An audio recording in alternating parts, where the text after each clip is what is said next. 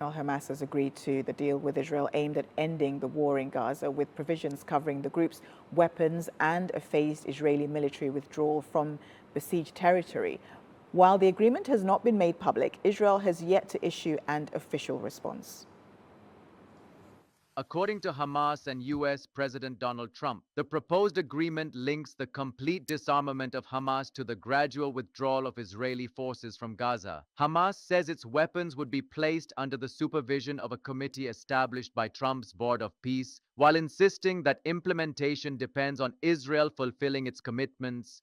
The proposed framework also outlines a new administrative structure for Gaza. The Board of Peace says the National Committee for Administration of Gaza will begin a phased transition toward full authority, while an international stabilization force and a new Palestinian police force are expected to oversee security during the transition.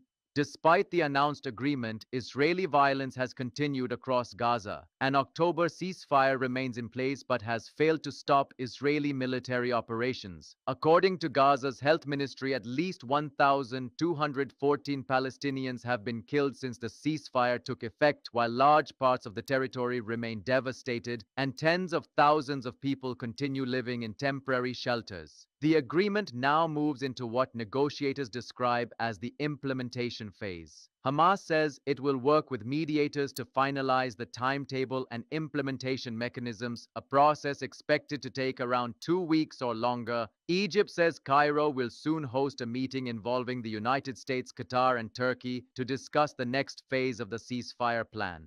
While Hamas has announced its acceptance of the proposed deal, the agreement cannot move forward without Israel's response. Attention now turns to mediation efforts and whether both sides can agree on the detailed steps needed to implement the framework and move toward a lasting end to the deadly war.